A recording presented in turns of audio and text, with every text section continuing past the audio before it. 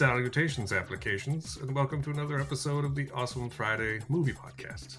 My name is Matthew. With me, as always, is Simon, and this week we're back in a new year to talk about our favorites from last year.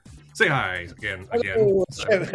Happy New Year to you and to all our wonderful listeners as we stand back and throw raw energy through the Awesome Friday podcast to start anew for a new year with lots of new exciting things happening that I can't think about right now. Indeed. It's nice to begin the new year by talking about the old year. That's true. How was last year for you? How was last year? Movie-wise, I mean. Obviously, the year itself was a dumpster fire, as was the year before. I think I only saw Suicide Squad actually in theaters. I feel like there was something else I saw. I mean, obviously, we both went to see Back to the Future with the music performed by the Vancouver Symphony Orchestra. Yep. But in terms of like going to a movie to watch a film, I'm pretty sure I only saw Suicide Squad. And so it was a weird year. I haven't been. I've been to the cinema twice in the last 2 years. I know you've been more than me, but I have, but also by like my normal standards, not by much. No, that's true. But I'm completely done being near huge groups of people, and that was even before Omicron started. So as some of you may remember, I've moved to a new house, and in that new house, I have a room in which I can watch stuff whenever I want, and it's pretty sweet. The TV is quite close to the couch. I've got that amazing. How do you pronounce this maker of soundbar I have? Klipsch. That soundbar you recommended is bloody amazing. So I've got that and my TV and nice warm couch, and so it's amazing watching movies and not feeling stressed about other people on their phone or talking or doing things disrupting a movie is actually pretty persuasive, and that's without the hideous, highly contagious pandemic that is currently doing the rounds. So I've watched things, but many things I've watched in chunks as well. There's very few movies that I've watched beginning to end because my son now goes to bed at like 9:30, and I don't have time to watch an adult movie after that time, and so I've been watching things almost like breaking movies down into TV shows. Yeah. I don't think you're alone in that practice, to be fair. Yeah, and that's interesting. I've watched a few things recently, but we've talked about this a little bit before, but it's so obvious now that all the provisions that studios made when everyone was in lockdown and they were pushing things through to demand, and they were giving screeners for people to watch instead of going to movie theaters, and suddenly you could see much wider variety of things, much faster, be a lot more current. It's kind of disappointing to see now studios like Disney reverting back to theatre only. Like 10 o'clock on a Thursday is your screening time. Yeah, a lot of press screenings in Vancouver are during the week and in the morning, and you know, I do have a day job, so it makes it tough to get to those. It is. It's really strange how they found a solution to so many things, and it just went, no, this is our precious must be in the cinema. And it's even more stupid for like Netflix releases, like why they don't provide screener links for the thing that has to be in a theater because they want their precious Oscar buzz. It really winds me up. So that's been concerning. I mean, I don't want to sound too apologetic, but I'm sure it's more complicated than that too. I'm sure that like theaters, like cinema companies, have been hurting for this whole time, and getting people butts back in seats is important if theater chains are to survive. Which I sort of understand. I do already miss the thing that bothers me isn't that things are back in theaters; it's that things aren't day and date release. Even the stuff that in the States went to HBO Max on the same day that it was released in theaters, like say The Matrix most recently, we didn't even get it as a premium rental in Canada, which at the beginning of the pandemic, that's what happened. Like in the first half of when like Wonder Woman was a premium rental, and Godzilla versus Kong was a premium rental. Like lots of the stuff that went to HBO Max, we got as either a Max a creative exclusive, one or two things, but most of them were at least premium rentals. And I was honestly happy to pay the $25 to watch them at home Absolutely. as a Absolutely. rental. Like Yeah. going to the movies is more expensive than that, and I know that they make their they make their money from concessions, really. But Yeah. we also occasionally get concessions through Skip the Dishes. So I don't even. Yeah. Seeing the premium rentals disappear slowly one by one was really annoying. And it's not just the money as well. I've got, as you know, two kids to work around, and good luck getting a babysitter at the moment isn't really happening. So premium Yeah. rentals was a big solution to a big problem for me. It actually enabled me to actually feel like I could watch movies again, and that's disappearing now very very quickly. So it's really really annoying pushing everything back to the theatre again. I know the theatre companies need to make money, but I'm not sure things are ever going to go back to the way they were before. Like, take something like The Last Duel, for example, which by all accounts is a really good film. I think you've seen it, haven't you? I Last Duel? have, yeah, it's quite good.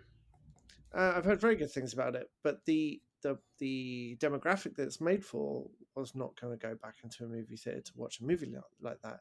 It's made for that was not made for your Marvel crowd. I know Spider Man's made all the money, but it's also that's the demographic who are not have no problem risking things to sit in a movie theater and watch a movie about Spider Man. Hmm.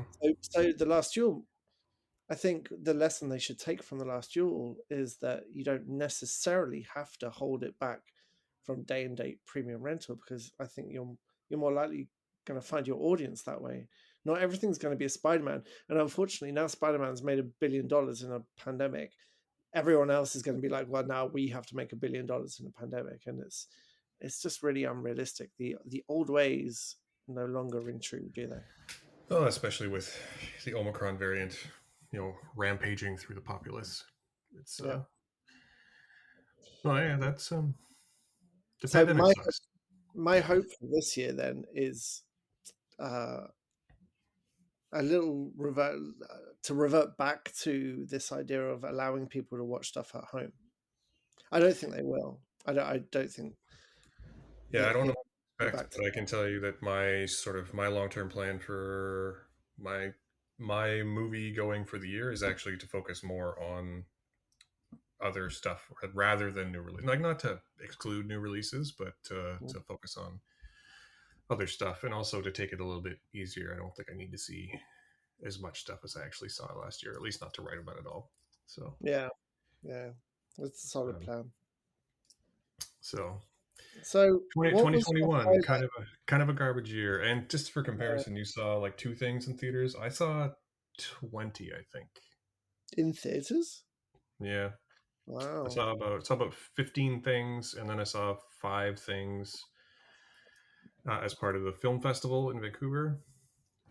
It's I think it's an important note that a significant chunk of those, I think 30 or 40% of them, were press screenings, so not like general screenings.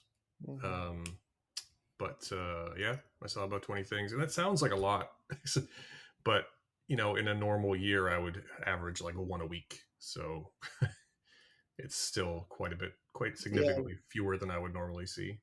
yeah, yeah.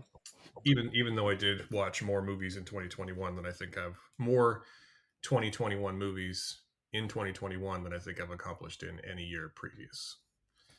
Oh, interesting. Yeah, just due to expanded film festival coverage and just Yeah, more access to screeners. Like I saw more stuff.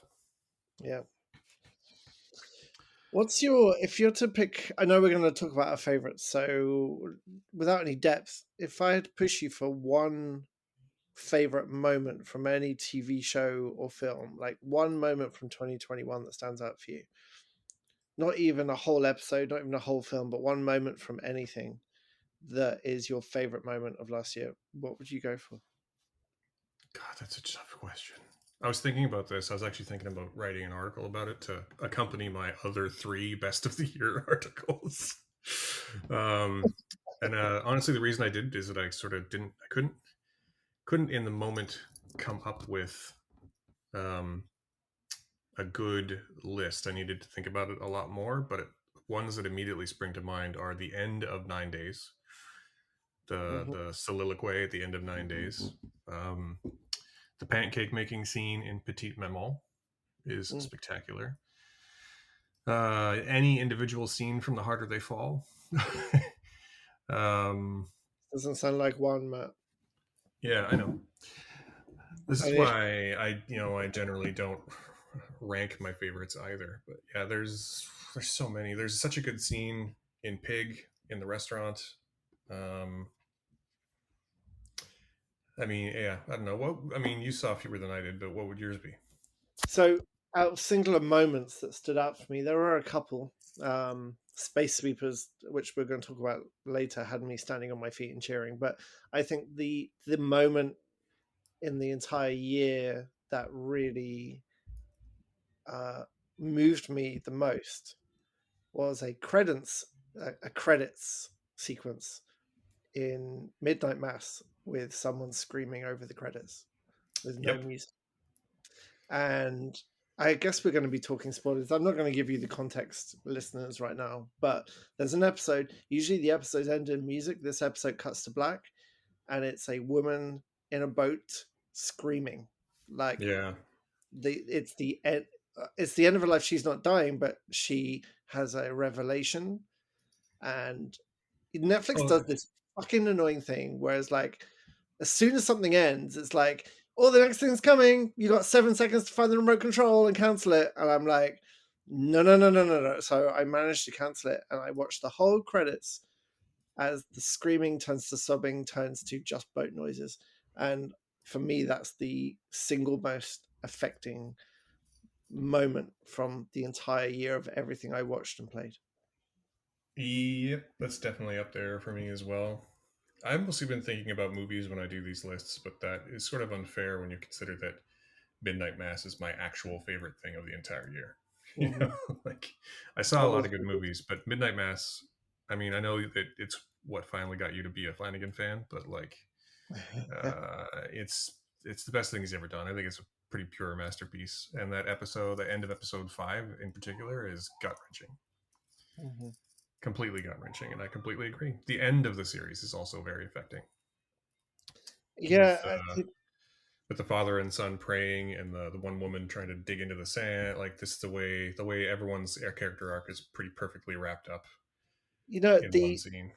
yeah, the end of Midnight Mass is perfect, and I think the thing that I found most perfect about this perfect ending, because I had no idea how they were going to find a way to finish it, but there's a wonderful moment where Bev, who has been this terrible person all the way through, suddenly literally sees the light and realizes that she's wrong and she's about to die horribly, and Hmm. you have this moment of empathy, like, oh, she's finally like she's gonna die with dignity. Oh, okay, she's just turned, and then she gets on her knees, starts digging like an animal to try and dig herself out of the shit she's dug herself into, and you're like, oh no, okay, there's no empathy, there's no resolution for her, there's no empathy for her.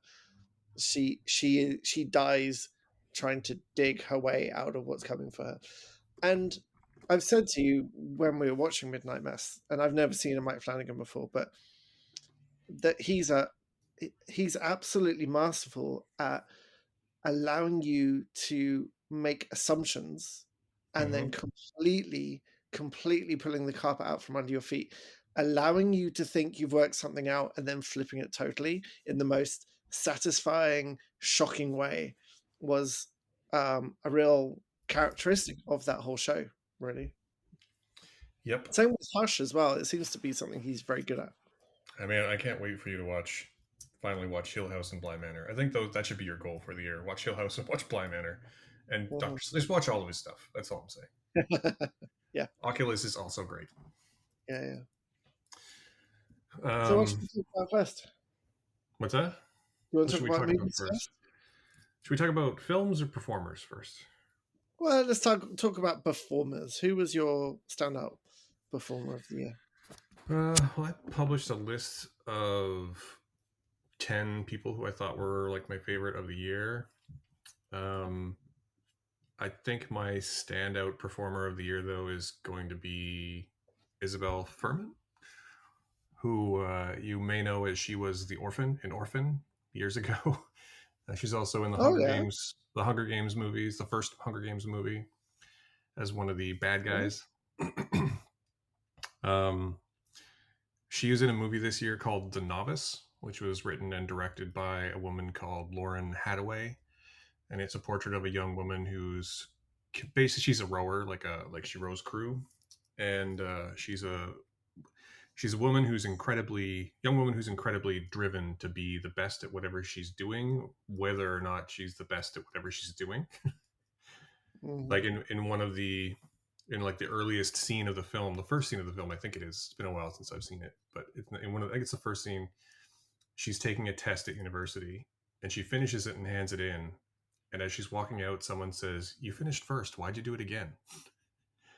Like indicating that she's done it for a second time because she's a perfectionist. Right. And she joins the rowing team, the novice rowing team, with the goal of making the varsity team. And the whole movie is just her destroying herself to meet that goal, destroying herself. And it's such an intense performance, and it's at least partly autobiographical. Lauren Hadaway was apparently a rower at university.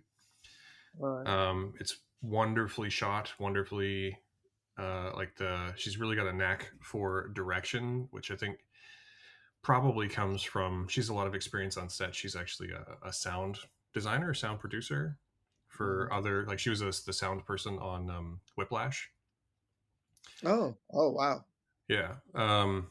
So she's a real she's had a lot of exposure to a lot of other creative professionals. And anyway, this the way this whole movie comes together is it's phenomenal. And Isabel Furman in particular is 100% in, and her performance is one of incredible intensity. And I feel like she's really being overlooked in terms of awards for 2021.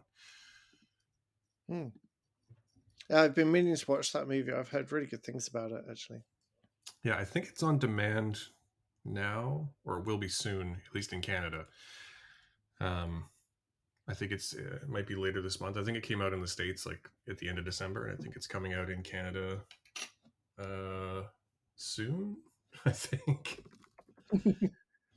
Um, but anyway, it's an excellent film, and I feel like it's on demand right now. You can rent it on iTunes for $8, and it's worth every penny of those $8.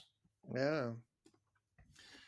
And I think she's probably my favorite performer of the year. It's interesting because I published my top my favorite 10 movies of the year or dozen movies of the year, and then I did like another like 10 like best of the rest. And there's always sort of regrets when you when you publish a list.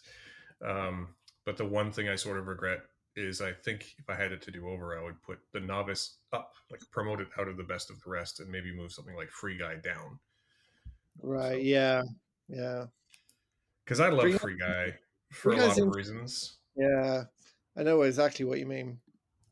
but also like this, I think it's a movie that's definitely I saw this movie at Tribeca back in June, and it's been rattling around in my head ever since. Yeah. Like, That's always a good sign when it sits there, isn't it? yeah, it's also got a perfect ending, which I will not spoil. Oh, good. Yeah. And you, who would you like to highlight as one of your Well, I'm people? I'm always drawn towards strong female performers, like females in huge odds, fighting their way out of huge odds is one of my favorite genres. And the I really enjoyed one of the main. This isn't my performer of the year, but I thought Perry Baumeister in Blood Red Sky was fantastic in terms of Hmm. pure dedication to what she was doing.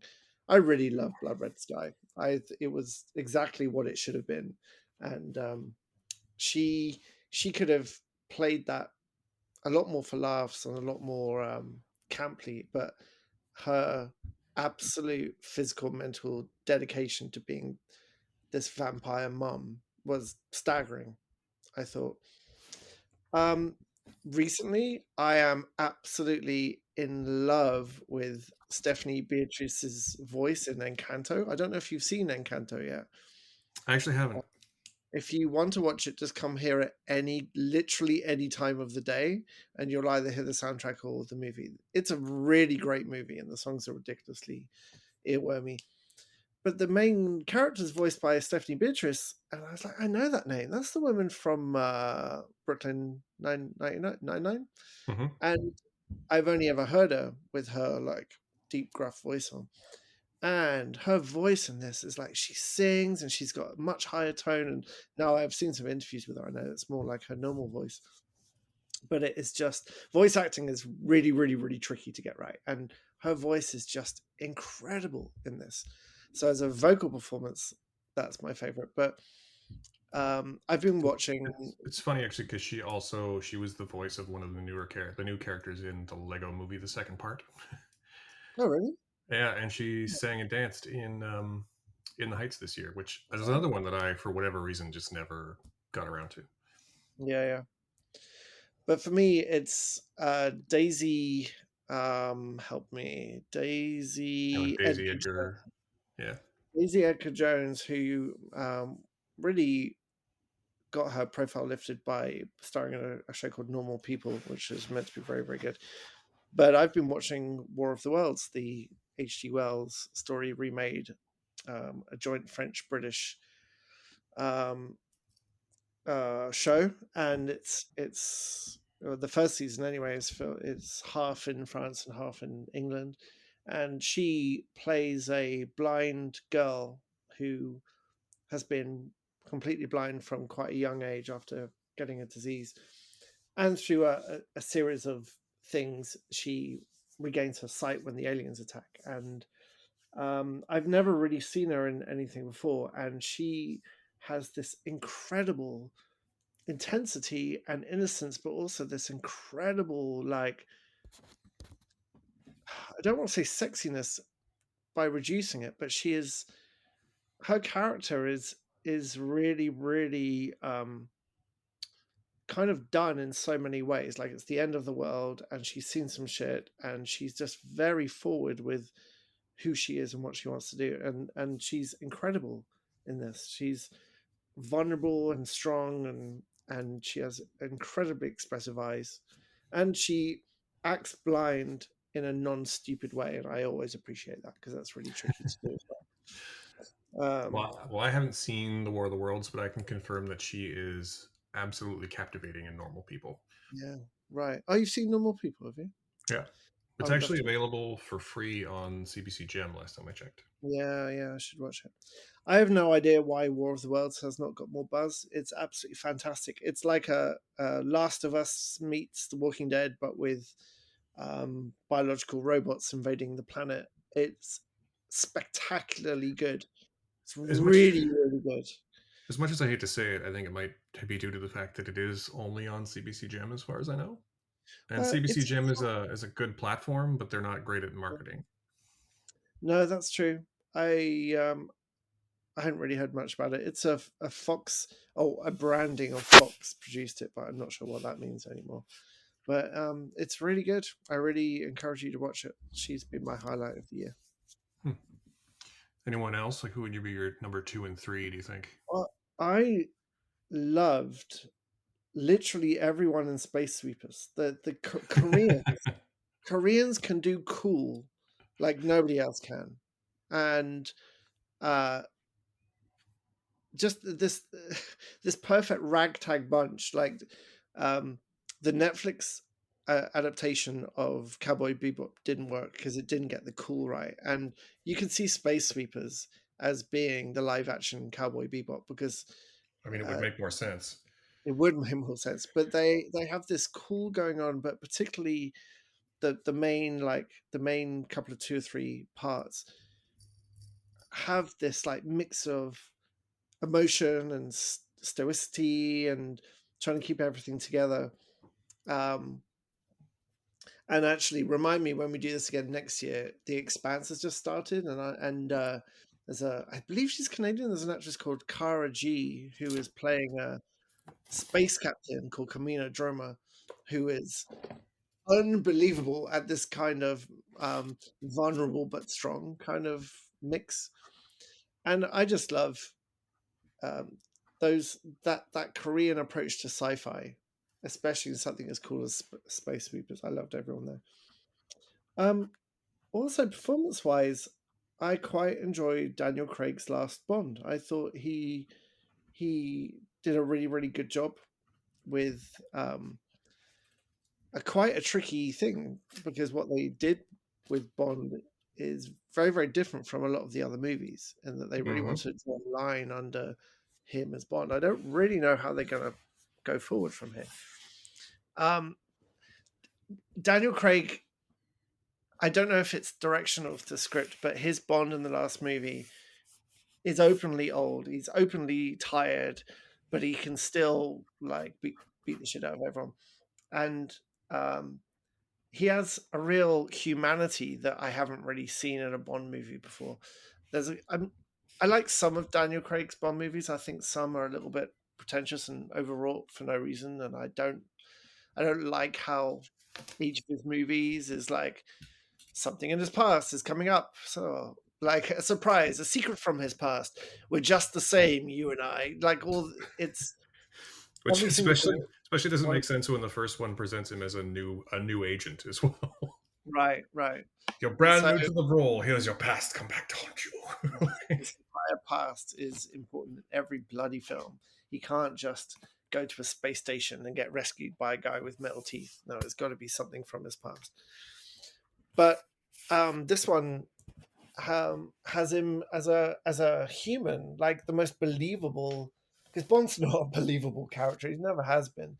But Daniel Craig found a way to make him believable in this, and I really appreciate that. Um, and it's just as well because there were parts of that movie. There were some actors in that movie who were easily some of the worst performed things that I've seen in a long time. But how I about mean, the you? movie the movie's wonderful despite having probably the weakest Bond villain in decades. And it's not even a close thing, is it? And It's I don't even think it necessarily is Rami Malek's fault. I just think the villain is so underbaked and so not interesting compared to the other stuff that's going on that it doesn't, like, I think he probably gave them exactly what they asked for, and it's such a boring character. I agree that he's underwritten. I don't think that excuses him from absolutely dreadful reads on pretty much every single one of his lines, but I wasn't a big fan of him to begin with. If we're talking performers, we've got to talk about um, Hyun Jung from Korea, who was in Squid Game, and she Hmm. was spectacular in Squid Game. There's one episode where she's playing a very gruff kind of um, the kind of person who keeps all her feelings to herself. And there's one episode where her emotions come out, and her slow like descent into vulnerability is incredible. She was fantastic. Squid Game was great anyway. Everyone was great in Squid Game, but she was really good, I thought. Hmm. Should we talk about there's one that we've both seen? Who we could talk about is Andrew Garfield in Tick Tick Boom. So fantastic. And Andrew Garfield it's never been in doubt for me that he's a great actor. Um, but to have turned around in like something like 10 months, learn how to sing and play the piano, and then turn out this performance in Tick Tick Boom is pretty incredible. And he's pretty spectacularly magnetic in the whole thing, I thought. I don't know, agree, I mean, disagree? no, I totally agree. Like he's a great actor, and he was fantastic in Social Network, and I haven't seen actually much of anything with him in. I haven't seen any of his Spider-Mans. You're not missing Um, much when it comes to his Spider-Mans. He's really good in the Scorsese film Silence, which is I think a difficult watch, but a very rewarding one. right. His big break was in a film called Boy A, which is a British sort of indie feature. Um, that's also just again like he's so good. Yeah. If you see that movie, if you saw, I saw that movie when it was new, which is I don't even know how long ago. And it was one of those ones where you watch the movie and you're like, that guy's going to be famous. I'm like, that guy's going to be a big star someday, and it's true. He is great, and when you hear what he, as you said, what he went through to get the part, apparently Lin-Manuel Miranda saw him in Angels in America and then met him afterwards and said, can you sing? And he was like, how long? How long until you film? He said, "Oh, a year." He said, "Oh, yeah, okay, I'll sing in a year." And so I just love this idea of, well, I can't do it now, but I'll learn how to do it. And boy, does he sing! I mean, he's got an incredible voice in Tick Tick Boom. I don't know Yep. how much the piano is actually him, if he learned to play the piano that way as well, but I seem to he recall in the special features thing that he did learn to play the piano. I don't know if it's right, all him or not, but he did yeah. at least endeavor to learn. And God, what a great movie Tick Tick Boom is as well in terms of performances. He's great, but also what's her name? Oh, help me out. You mean Vanessa Vanessa Hudgens? Hudgens. Yeah. Vanessa Hudgens, who has a bit of a reputation for being difficult, and of course she's a Disney girl, and uh, she.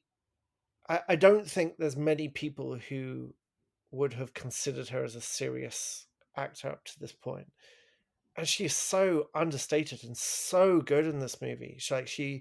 There's no in It's each such of her scenes. a There's a small job part too. small job, but sings beautifully, and there's no feeling like she's trying to inflate it or take over. Like, and because it was so understated and so authentic, it really stood out for me. Like, really remember a memorable performance from her. So very impressed with her. Um, Ooh, but yeah, that whole movie is just fantastic. I would like to think that Andrew Garfield's going to get an Oscar nom for it. I don't know how the Academy feels about musical theatre. I mean, it's a show about theatre. It's a movie about theatre, and they do love movies about actors, don't they? So who knows? But well, I it's think not he's the up.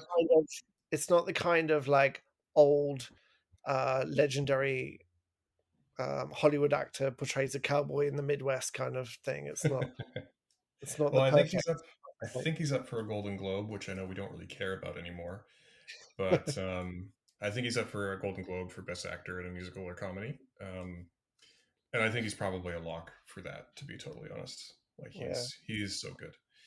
he is. And despite the fact that we've sort of canceled, the Hollywood Foreign Press, they're probably still a pretty big indicator of Oscar success as well. Yeah. What else do we see that we both have you watched The Power of the Dog yet? I've watched the first hour. I'd be really interested to see how you feel about that when you get to the end. How you feel about Mr. Cumberbatch, who I know that you're not huge on, but I feel like he's pretty perfectly cast in this film for reasons that if you haven't seen the last half of the film, I can't really explain. Yeah, I we after watching the first hour, I don't feel compelled to watch the rest of that movie. Uh, It is quite slow and it's very no, quiet. I don't mind Slow. Slow's okay. I just don't. I don't enjoy him as a performer. Interesting. I don't. I don't. I It's the reason I mention him is that I think they did a really interesting thing by casting him because it seems like such a weird casting choice to make him like gruff cowboy in the early 1900s American Old West. But when you get to the back half of the film and it starts demanding things of him that are more in his wheelhouse, I would argue, it makes the casting against type in the first half make a lot more sense, and B seem like kind of a genius choice. Because for the mm, whole first half of that movie, before you really sort of figure out what's going on with his character, it's sort of his whole performance feels a little bit unnatural, like a little bit overperformed. And I think it's only really in the last half that it becomes clear that that is the character overperforming for everyone, not just mm, not just Cumberbatch acting in the film, but it's his character putting on a character for everyone else in the film. right. And it's I found it quite compelling. Hmm. Fair enough. Yeah. Yeah. See if there's anyone else we should talk about. Yeah, I'm just looking at my list as well. I mean, I Um, could talk about so many people, but why don't we finish off with one more that I think. Mm. Mm. Can we talk about Emma Stone in Cruella and how amazing she is in Cruella? I mean, Cruella is a film that has no right being anywhere near as good as it is, but she is so good in it. You're right. Yeah, She's so spectacular. I know. The Yeah, and you're totally right about Cruella. It's a really good film. It's really well made, and it has so much style, and she is so good in it.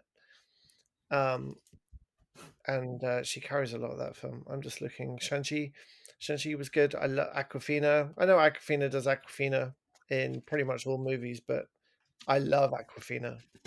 If you And haven't seen it, you should definitely look up a film that she was in called The Farewell, in which she is oh, I very have. much so not Aquafina. Well, I mean, I mean, she is, but she also, good it's a point. Yeah, film that the requires farewell. depth.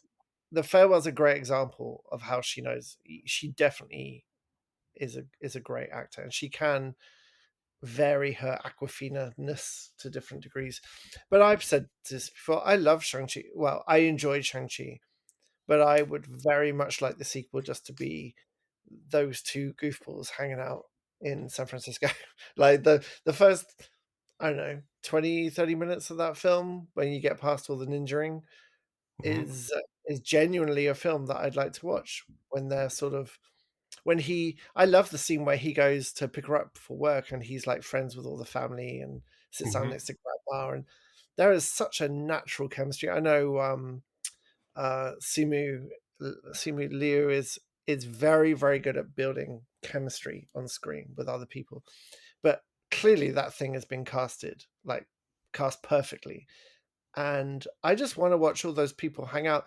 And I also really enjoyed the it didn't ever try and turn itself into a romantic will they or won't they get together. They were just two best friends with a granny constantly asking if they're going to be like get married. Hmm. And I loved it. I really, really loved the first third of that movie. I adored. I mean, it's a great movie. Like, it's Mm. one of the best Marvel movies that they've. It's probably the like I think when we first saw it, I think I said that it's the best new character introduction that they've done Mhm. in forever since Black Panther at least, but probably before then. Um, yeah, I just wish it didn't end in a big CGI fest. I don't think it holds up even now. Like Well, I mean, I do enjoy rewatching it. I know Marvel has to do that now.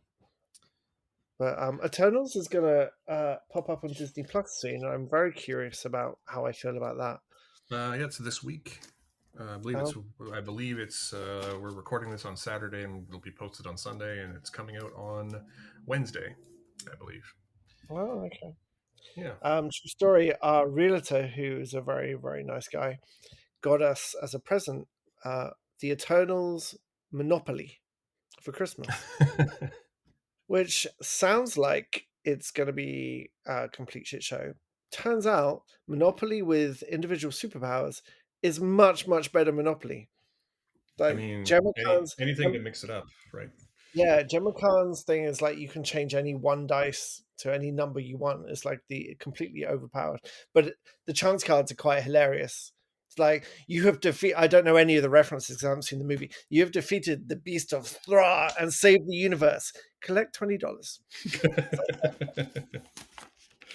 I was actually just thinking something spurred in my memory before we move on to just going to talk about movies. Yeah. But you were asking what my favorite moments of just like moments in film, Hmm. and I remembered that the last 15 minutes or so of The Green Knight are probably the best visual storytelling I have seen, certainly last year, probably in years. But yeah, the last 15 minutes of that movie are spectacular and wordless. Uh, and Oh, Green Knight's on Prime now, right? It's somewhere, I don't know where, but it's if you haven't seen it, you definitely should. That last few minutes, uh, which I will not spoil anything about because I feel like part of it is how good it is Mm. what exactly is going on. But the last few minutes are it's a perfect self-contained mini story with no dialogue. It's just non-vocal performances from Dev Patel and everyone else in the movie, um, and a brilliant piece of score for the whole thing. And there's at no point in that where you wonder what is going on ever. Oh, It's spectacular, and the whole movie's that's great. The whole movie's on my favorites of the year list, but that in particular, that last scene, really. and then the very last scene of the movie is, I think, maybe my favorite scene of the movie total. But that whole sequence is fantastic. Yeah, you've been. We never actually got around to podcasting about the Green Knight, did we? Because We did not. there was too much that you would spoil. Yeah, um, I look that forward is to watching. accurate. Did it? Without looking at your list, did it feature in your best of the year or best of the rest? Best of the year, as far as I remember. Oh, great! Yeah, best of the year, and rightly so. It's excellent. So many films that I missed last year. Yeah. Well, should we talk about two or three each? We're up to Yes, 40 some minutes. We should probably pivot yes, to film. yes. So I guess since I probably have more to talk about, um, do you want to do what, three, and I'll do three, you do two? Do you have two or three to talk about? I don't know. How many have I got to talk about? Sure, that sounds good. Okay. Well, I mean, it's well established, I think, on this that my favorite movie of the year isn't the Nicolas Cage starring film Pig. Mhm. I feel like I've talked about it to death, so I don't think I'll talk about it now. But rest assured, that is my favorite film of the year. So I don't want to spoil any part of it. Just go and see it. Well, Um, and it's on a service now as well, which is nice. Crave, maybe? yeah, it's on something. It's definitely on demand now. Yeah. Yeah, it's on Crave. Yeah. Lovely. So how am I going to do this?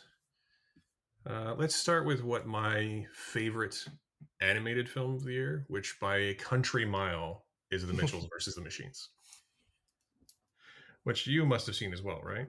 I mean, the problem with the Mitchells versus the Machines is it's a Lord and Miller thing, and the um, two of my favorite comedies, regardless of animated, are Cloudy with a Chance of Meatballs 1 and 2. I will Mhm. rewatch those movies over and over and over.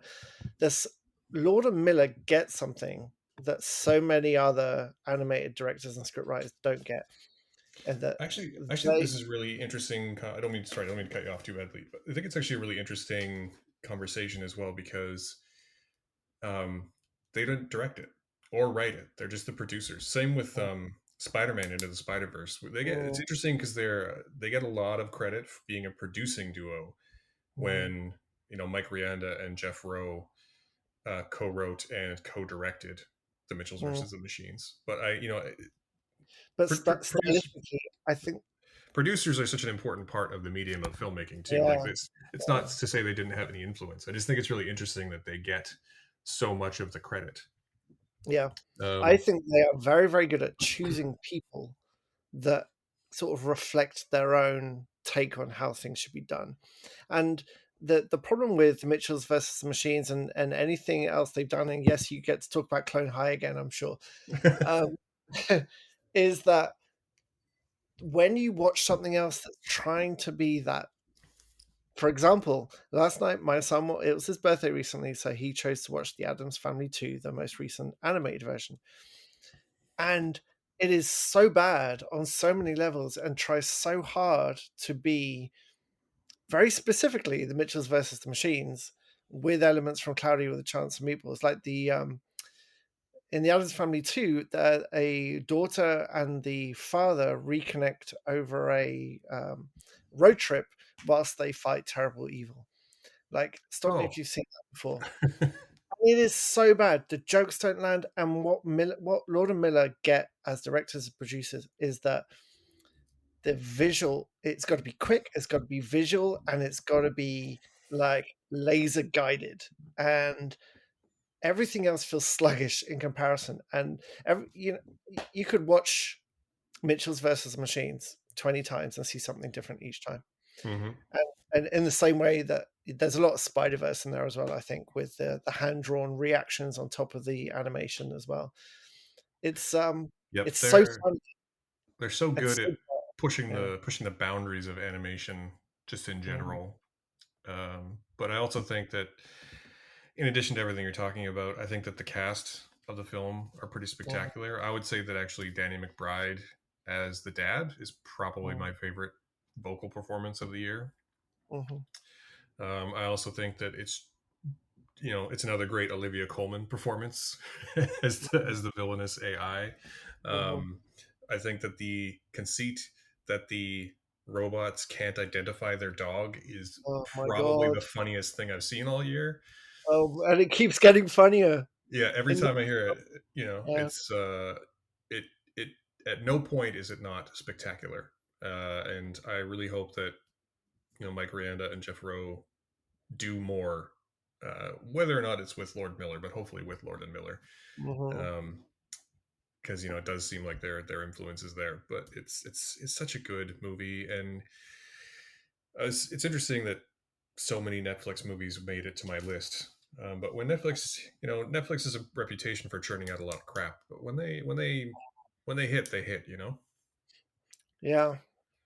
So In terms of animated movies, I also enjoyed not as much as Mitchell's versus the Machines, although it's quite different. I don't know if you saw it, but Raya and the Last Dragon came out last year, I did. Yep. and I I love Kelly Marie Tran. After all the shit she went through, I've got a big soft spot for her, and she is a great vocal performer in this. And the art direction in that film is fantastic. And yeah, it does have some parallels to Last Airbender, but it finds its own way. It's its own thing, and it's a very exciting, very well made movie. I really enjoyed that. I mean, yeah, it's also just beautiful. You know, Yeah, the it's certainly more traditionally animated from or as traditional as CG can be, I guess. yeah, But yeah, it's yeah. certainly a more traditionally animated than something like the Mitchells versus the Machines. Hmm. Uh, and again, another great Aquafina performance as well. Hmm. Sort of perfectly cast as the zany dragon. Yeah. Um, and yeah, just a very generally gorgeous story. I also think it's important and interesting to highlight. They did actually uh, get a lot of Asian and South Asian talent to work on it. I Mm. feel like we're so far away from society being fixed, but I think for a company as big as Disney, even if they do it, even if they engage in representation just as a flex, they're still doing it, right? So whether or Yeah. not you're cynical about it, it's still happening, right? And I think that's uh, important. Yeah. And same Sure. with same with Shang-Chi, right? Lots of Asian talent on screen and behind the camera as well. And even if Hmm. they're doing it for show, like again, they're still doing it. So it's a good thing. Yeah. Uh, If if we can go to me talking about my movie of the year, there's actually a nice sure. segue because I can't remember what the robot is called in Space Sweepers. Maybe you can tell me. But I there's can't remember, but I know what you there's a mean. there's a lot of Lord and Miller in the way that robot talks. Like it's just glorious how sarcastic and at one point he just swaps at the end. His dream is to become like this girl robot, and everyone's just like, "Oh, you're a girl robot now," and he's like, "Yes, I am." And he plays a part so perfectly. And the beautiful thing about this robot is that he's so irreverent to what's going on around him, and he is a main part of the cast. Like he's not a robot on the side. He is a very important member of this ensemble, and this is just wraps up Sweepers completely for me. And if you haven't seen it, go to Netflix and watch it. Turn the subtitles on. Yes, it's in Korean. Don't do the English dub. Just watch something with subtitles, and the humor will come through. It's incredibly fast paced. I love that chunky sci-fi that they've got going on Hmm. there. It's very kind of industrial sci-fi with things cobbled together from different parts. the characters all have interesting arcs. They have interesting relationships. There's incredible action. There's a fantastic last act that has a moment of revelation that, if you don't see it coming, like I didn't, it's a real stand up and cheer, whole shit kind of moment. Hmm. And it's kind of science fiction movie that you watch that you wish Western cinema would make more of, like big swings, colorful. Like I haven't seen Dune yet, and Dune is meant to be fantastic, but colorful is not a word that I would use for any of the screenshots that I've seen. Space Sweepers, Dune is definitely an ambitious film that rewards multiple watches, but colorful is not a word I would use. No. Space Sweepers looks like they made spaceships out of Lego. Like it's just glorious and doesn't try to hide.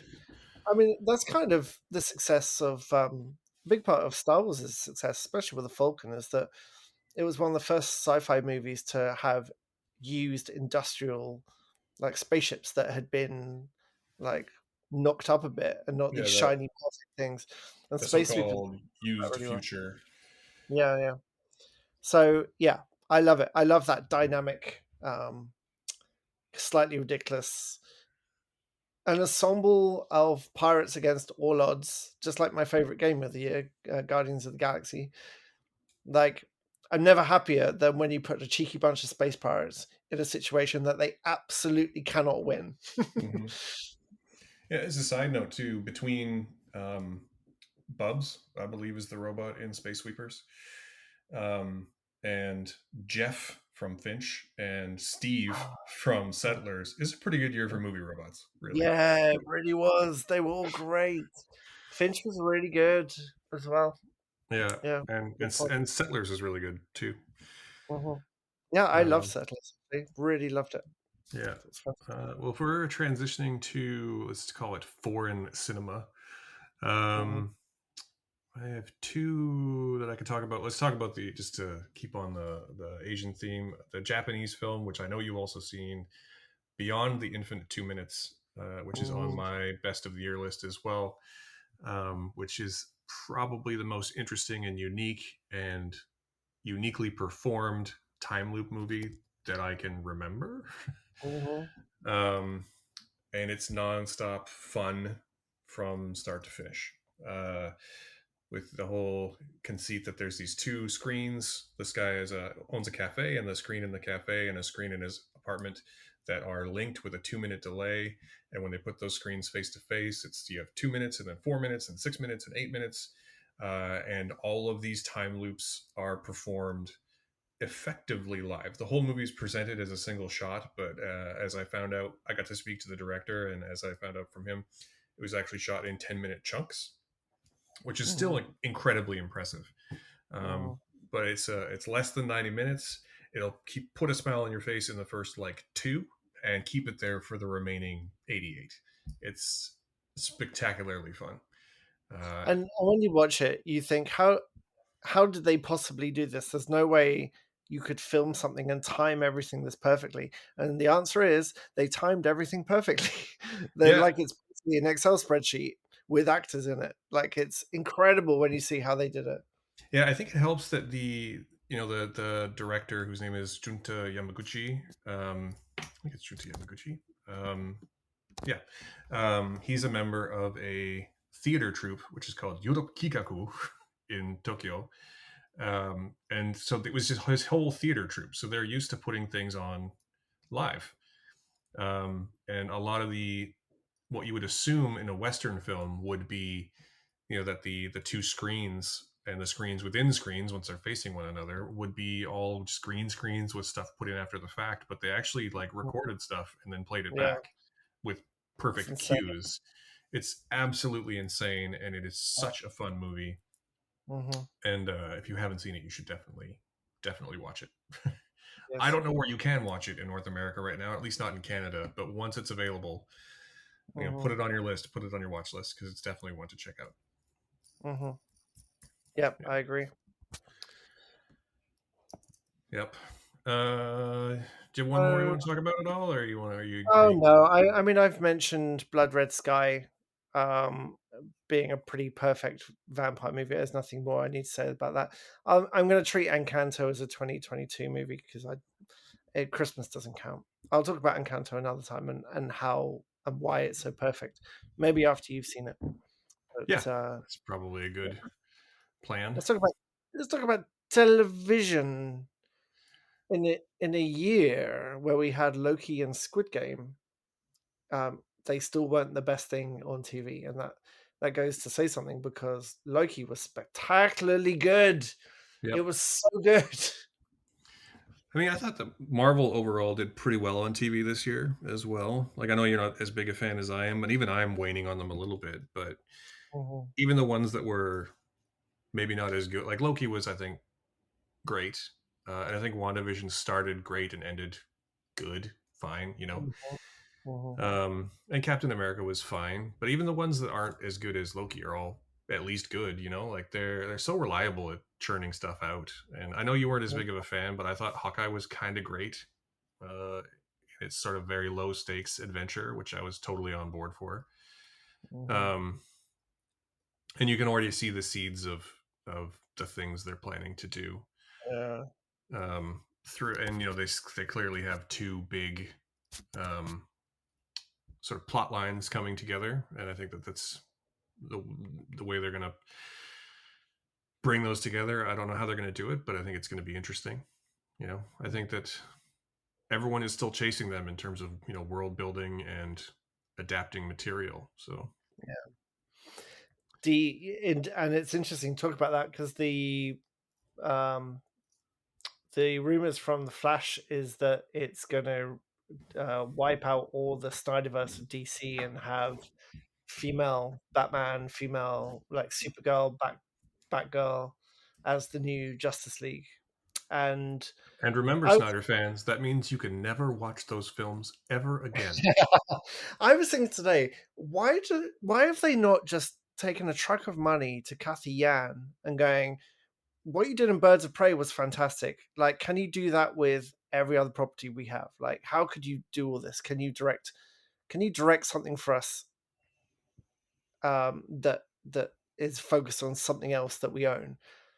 Because Birds of Prey has, when you look back on it now, compared to many other, not just DC films but superhero films. I mean, we talked at length comparing Birds of Prey with The Suicide Squad and how immature The Suicide Squad feels, and why does Bird of Prey feel so differently? You made a really good point that Birds of Prey is actually made for people who are a little bit older with superheroes. Hmm. It's not made for like a 14-year-old prepubescent boy. Hmm. That's all the Suicide Squad is, and it's exhausting. It was fine, but it was just not like So, it was just true story. We watched the Suicide Squad recently got added to Crave, which we have, and so my wife was like, maybe let's give it a try. I didn't see it, so let's give it a try. And about halfway in, she goes, "Does this get any better?" the answer is And like, no. and the answer is that like I liked the movie. At the end of the day, I liked the movie, but it was just a funny moment because like no, it's very consistent. So if you don't like it, that's not going to get any better. Yeah, no, it really doesn't. And I really like the first Guardians of the Galaxy very much, and it it doesn't have that magic at all, anywhere near that magic. It's just completely overdone. And Ratcatcher's great. The actress who plays Ratcatcher is really good, but I would not choose to watch it again. So yeah, DC, you should just get Kathy Yan back on board. She was onto something. Like she's been incredibly influential in her sort of neon redesign of many of these characters. The interplay between the girls was fantastic. Between the women, I should say.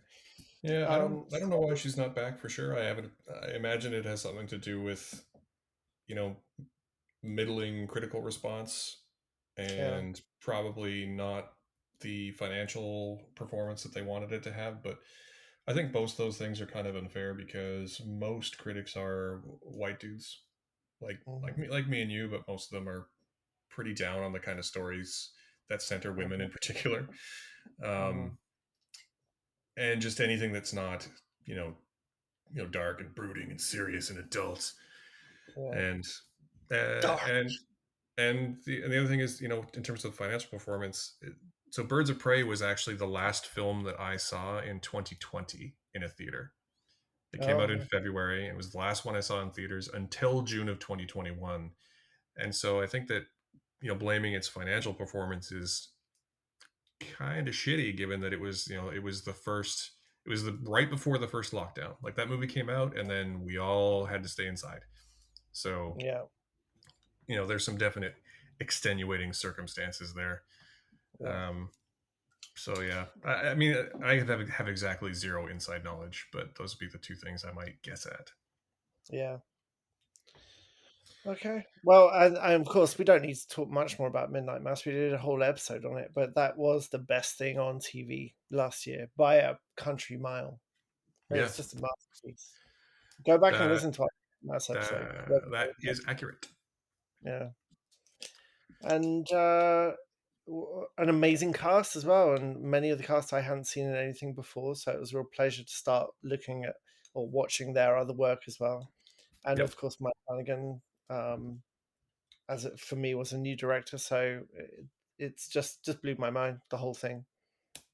Yeah, like I said at the top of this podcast, that you know I talk a lot about movies, but Midnight Mass was actually my favorite thing of 2021. Yeah. um, Although it's not even really that close. No. So yeah, well, I think we should probably wrap it up there. We're at about an hour. Yeah. Um, I'd like to point out that this is by no means a complete survey of the year. It's just, some highlights we decided to talk about. Mm. um, we have both posted multiple. Well, I posted multiple, and Simon posted one favorites of One. the year thing. I encourage you to read those. I'll link those in the show notes. And I'll try and put, it's a lot of things we talked about, but I will put streaming and rental links for all the movies and shows that we spoke about in the show Mhm. notes as well. You'll need to go to the blog website for those, because that's the place that they'll work. So if you're listening to this on any other platform, go to awesomefriday.ca/podcast, and you will be able to find this episode. So thank you very much for listening, and we hope we have an interesting 2022. I'm sure there'll be more joys in store this year. New Yeah, Aquaman this year, is that this year or next year? I don't know. Do you have anything planned? Anything you're looking forward to in 2022? I mean, I'm making some changes on the website. I'm doing star ratings now for reasons that I'll talk about another time. Mhm. Um, I'm planning on posting a little bit less, actually, trying to get a little more in depth on the things I do post about. Mhm. Um, and actually focusing on the podcast probably a little more than the written stuff, because Yeah, I enjoy this more. it's good. It's So very good. hopefully we have some guests, and hopefully we talk about things in a little more things we're more interested in than just the newest thing. Yeah. That's going to be my thing. February's going to be a good month because Horizon Forbidden West comes out, and that's the reason I bought a PS5. Horizon Zero Dawn was my favorite game of the last generation, so I'm very excited about that. So I'm Mm. sure I'll have opinions in March on that. But no, in terms of movies, I don't know. I don't really know what's coming up too well. There's loads of things I haven't seen over the Christmas period, like Spider-Man and Matrix and so on. So I want to catch up on those. But I'm just really interested. I hope I get into some more virtual film festivals because I really learn a lot from watching, like the Vancouver Asian Film Festival, which I missed last year, but I would love to do that. I love doing VIF, and I love watching things that I never would have seen anywhere else before. It's really exciting for me to watch stuff like that. Well, on that note, I did not get into Sundance, but I did get into Slam Dance this year. So that's an indie festival, and I'll see if I can get you into. All right, that sounds good. Well, on that note, we should probably wrap it up, like we said twice now. Thank you so much for listening. If you have liked what you've heard and you'd like to support us a little bit, there's many ways you can do that. First and foremost of which, we do have a Patreon and a Ko-fi. You can find those both in our show notes. Um, feel free to give generously or not generously or not at all. But either way, we love you for listening. And We if you do. could give us a subscribe or a 5-star rating on your podcasting platform of choice, that also helps pretty immeasurably, actually, and we would greatly appreciate it. If you'd like to reach out to us, there's a contact form on the website as well if you have questions or suggestions or anything like that. And that's all I got. That's my whole spiel. It's a good spiel. I like it. It's Well, a pretty thanks. good spiel. Thank you for listening. We do love you. We love you. Okay, bye. Bye. We'll see you soon. Bye. Bye.